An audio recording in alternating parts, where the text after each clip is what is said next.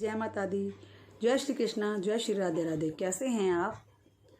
और आज थोड़ा मैं कुछ दिन में आई हूँ, थोड़ी लेट हो गई। एक्चुअली घर में बहुत से काम हो जाते हैं तो हम कई बार आ नहीं पाते हैं। और भी मेरे काम बहुत हैं। एक्चुअली मैं जॉब करती हूँ और मैं टैरो रीडर हूँ एंड न्यूमरोलॉजिस्ट हूँ, तो मैं उसमें भी बहुत काम करती हूँ। मैं कभी लाऊंगी भी आपके पास यहाँ यूट्यूब पे, बट अभी मैंने जस्ट ये कि मैं अपना एक स्पिरिचुअलिटी की चीज़ के थ्रू मैंने इस चीज़ को डेवलप किया है।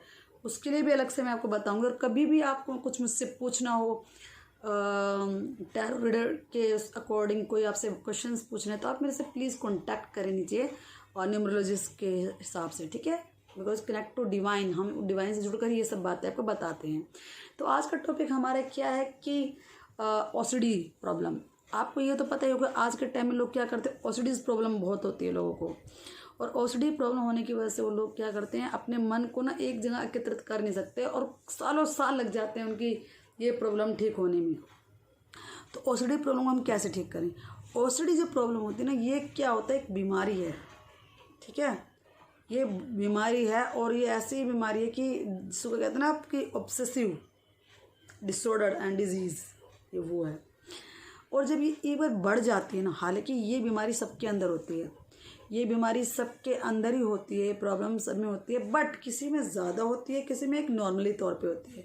और जिसमें ज़्यादा होती है तो वो इंसान, आप समझ सकते हो कि उसका जो दिमाग होता है ना, लॉजिकल इलॉजिकल हो जाता है। मतलब बहुत ही एक ओवर थिंकिंग, सोचना, ओवर माइंडेड। अच्छा, ओसीडी किसे बोलते हैं? ओसीडी प्रॉब्लम क्या होता है? मैं तो तुम्हें हमेशा एक वर्ड ज़रूर बताती हूँ, जब भी आपको कभी भी कोई सोल्यूशन हो तो सबसे पहले आप मेडिटेट कीजिए। यही सोल्यूशन है कि आपको इस चीज़ से बाहर निकलेगा। बट हम क्या करते हैं, हम छोड़ देते हैं हर एक चीज़ को, और जब छोड़ देते हैं तो हमारी जो प्रॉब्लम होती है वो वहीं के वहीं नीचे डाउन होती चली जाती है और हम कुछ कर नहीं पाते हैं। और हमें क्या लगता है कि नहीं, अभी एकदम एक साथ सब कुछ होना चाहिए अभी। लेकिन आप ये याद रख लीजिए, हर एक चीज़ में पेशेंस ली, हर चीज़ पेशेंस, बिना सोचे समझे, शांति से, पीसफुल कॉमनेस तरीके से आप करोगे, आपका काम अवश्य बनेगा, ठीक है। अब जैसे ओसीडी प्रॉब्लम का एक होता है, जैसे मान लो आप बार बार कुंडी लगा रहे हो, आपने लगा ली, आप सोचोगे यार अभी तो मैंने कुंडी लगाई थी, मैं दोबारा चेक करके देखता हूँ क्या ये कुंडी लगी है नहीं लगी। आप फिर देखोगे, आपका फिर मन नहीं मानेगा, आप फिर वापस जाओगे, आपका फिर मन नहीं मानेगा। इसे बोलते हैं ओसीडी प्रॉब्लम। ओसीडी प्रॉब्लम जो कि आपको मन को बिल्कुल कंट्रोल में नहीं लाने देता और आपके माइंड को डिस्टर्बेंस कर देता है। और आप क्या करते हो, बिल्कुल परेशान, हाइपर। और कई बार कहते हैं हमारे गुस्सा जो होता है ना, कुछ ना, हमारे जो गुस्सा होता है ना, गुस्सा हमारे नंबरों के हिसाब से भी होता है, बट नंबरों की बात अलग होती है। ये हमारे कुछ ओसीडी प्रॉब्लम की वजह से भी होता है, ठीक है। इंसान ओवर थिंकिंग करता है कि उसके मन में गंदे ख्याल आने लगते हैं, बुरे ख्याल आने लगते हैं। उससे भी उसको ये लगता है यार मेरे साथ ऐसा क्यों हो रहा है, मैं ऐसा क्यों सोच रहा हूँ, मैं तो ऐसा हूँ ही नहीं। बट क्या होता है, हमारी जो प्रॉब्लम है, हमारे अंदर के जो माइंड है, जो माइंड कॉन्शियस माइंड है ना, वो इतना हैवी हो जाता है, हैवी फ्लो में हो जाता है कि आपको पता भी नहीं चलता कि हम क्या सोच जाते हैं। और ये हमारी जो ओसीडी से प्रॉब्लम है, ओसीडी प्रॉब्लम है, वो इसको और ज़्यादा इसको ओवर कर देता है। और उसी की वजह से ये सब चीज़ें प्रॉब्लम जो हमको क्रिएट करने लगती है। तो हमें इसको कैसे कंट्रोल करना चाहिए? हमें कंट्रोल करने के लिए सबसे बड़ा एक, देखो इनकी एक मेडिसिन आती है।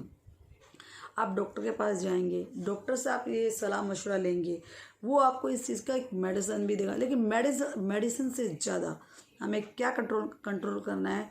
सबसे पहले हमने अपनी आँख बंद करनी है, लंबी लंबी सांस लेनी है और ओम नमः शिवाय, ओम नमः शिवाय, ओम नमः शिवाय करना है।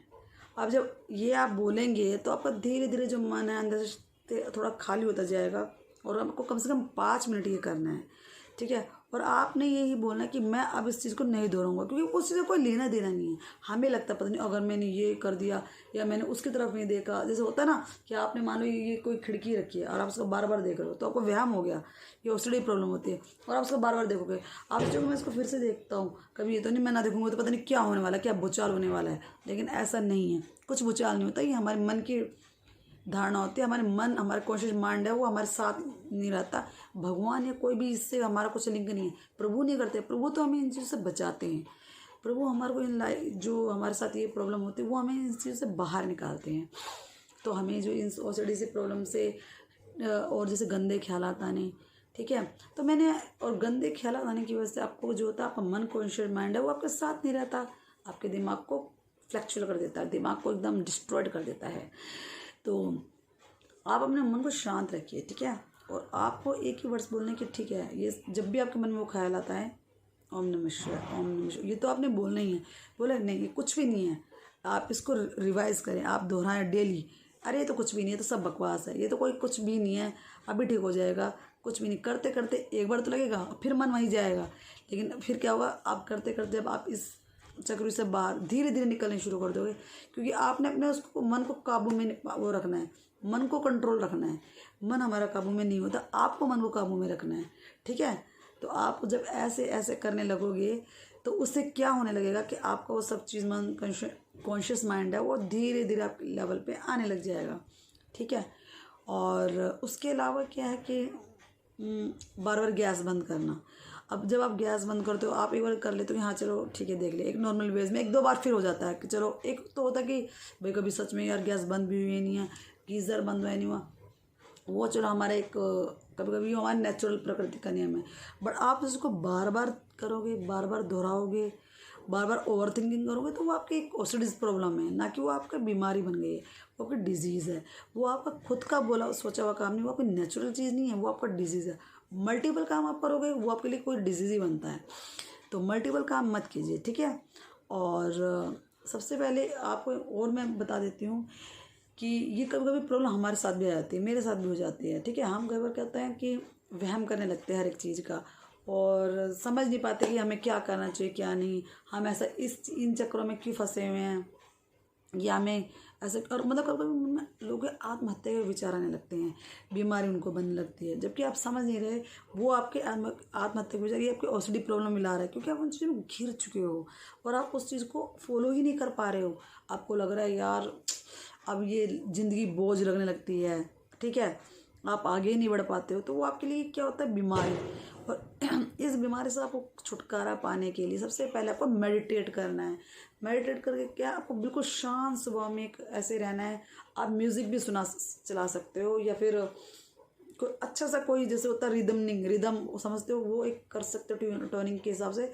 और आप अपने अच्छे से उसमें बैठ जाइए, बैठ के आप अपने यहाँ पूरा कंसंट्रेट कीजिए। ये जो होता है ना हमारी आत्मा का वो होता है छोटा सा, इसकी तरफ ध्यान देंगे, धीरे धीरे धीरे आपको वाइटनेस दिखाई देने लगेगी। और जब आप ओम का उच्चारण करें, ओम ऐसे करके, इससे क्या होगा, जो ध्वनि वो दिमाग से लेके पूरे अंदर तक जाएगी। अंदर का जो ये प्रॉब्लम जो आपको लगती है ना, ये हमारे अंदर आती है ऑसिडिस प्रॉब्लम, धीरे धीरे धीरे धीरे दूर होती चली जाएगी। उसके बाद फिर आप ये कहेंगे, प्लीज़ परमात्मा, हे ईश्वर, हे यूनिवर्स, आप मेरा साथ दीजिए, मेरे मन में जो ये गंदे विचार आते हैं इसे दूर कीजिए। क्योंकि कभी कभी आदमी मंदिर में बैठता है, उसके मन में गंदे विचार भी आने लगते हैं, आप नहीं सोचते, वो आपकी प्रॉब्लम ओसिडी की वजह से होता है। तो आप हाथ जोड़ेंगे तो वो धीरे धीरे प्रभु आपसे कनेक्ट होंगे, यूनिवर्स आपसे कनेक्ट होगा, ठीक है। और आपका धीरे धीरे कॉन्शियस माइंड है जो अच्छे से हो जाएगा, धीरे धीरे आपके लेवल पर पहुँचेगा। और जब आप अपने इस पे मुकाम पे हासिल कर लोगे और आप आगे बढ़ जाओगे, तो आपका समझ लो धीरे धीरे आपका मन जो है आपका कंट्रोल में होने लगेगा, ठीक है। पर आपको इसके लिए नियम रोज़ करना है, रोज़, ठीक है। और आप मेडिटेट को तो छोड़िएगा नहीं, मेडिटेशन आप बिल्कुल करें, मन से कीजिए, आपका काम बिल्कुल आप समझेंगे कि आपका जो मन में ये परेशानी आती है ना, इतने गंदे विचार आना, आत्महत्या के विचार आना, बार बार वहम करना, कुंडी को देखना चेक करके बार बार देखना, गैस को चेक करके देखना, और मन पूजा करते समय बुरे ख्यालात आना, और गीज़र ऑन करते समय आप देखोगे कि गीज़र ऑन हुआ है नहीं है, चलो एक दो बार तो आदमी करता है, वो तो नॉर्मली है, बार बार मल्टीपल करोगे तो वो आपके लिए चीज़ सही नहीं है, ठीक है। और ये आपको बिल्कुल कंट्रोल आपको करना है। और एक देखिए एक्चुअली क्या हुआ था कि एक बार एक टाइम पे ऐसा हुआ था कि ये मेरे साथ भी बहुत था, और अब भी कभी कभी हो जाता है। ये मत सोचिए एक चीज़ जो है वो बड़ी मुश्किल से वो हट जाएगी एक साल में, कभी कभी सालों साल लग जाते हैं, पता है आपको, सालों साल करने के बाद भी ये चीज़ें हटती नहीं हैं। और जब ये सालों साल लग जाते हैं ना, तो समझ लो आदमी परेशान हो जाता है। पर हिम्मत ना हारे, हिम्मत क्या कहा है कृष्ण जी ने, कर्म करे बच्चा आगे बढ़, मैं तेरे साथ हूँ। हम क्या करते हैं, हम हिम्मत हारने बैठ जाते हैं, ठीक है। वो उसकी वजह से वो चीज़ें हमारी प्रॉब्लम क्रिएट होने लगती है। और जब वो क्रिएट होने लगती है तो और हम उसको बीच में ही छोड़ देते हैं ना। बीच में छोड़ने की वजह से ये काम जो है बिगड़ जाता है, और हमें छोड़ना नहीं चाहिए। ठीक है, आपको आगे बढ़ना है और आगे बढ़ते रहना है और मेडिटेट करना है। और आपको अपने ख्यालात जब भी कभी गलत आए, आपने ओम नमः शिवाय का जाप करना है। आप कहेंगे कुछ भी नहीं है, ये सब बकवास है, कुछ भी नहीं, मेरे को तो कुछ होगा भी नहीं। पॉजिटिव वे में आपको ये बात बोलनी है। धीरे धीरे आपका देखना ये चीज़, आपकी स्थिति आप से बाहर हो जाएगी और आपका मन जो है आपके कंट्रोल में हो जाएगा। आपको ये चीज़ सब करनी है ज़रूर। और देखिए, मेडिटेट ना करने की वजह से हमारे साथ ये प्रॉब्लम भी हो जाती है। आज इसलिए हमें वो है, हम सोचते हैं हमारा काम जल्दी बन जाए, पेशेंस तो है ही नहीं इस लाइफ में। ठीक है, अब भी सोचते हैं ये काम अभी बन जाए, नहीं। आपको प्रभु के पूजा पाठ करनी है, उनसे उनके साथ टच में रहिए, यूनिवर्स से टच में रहिए।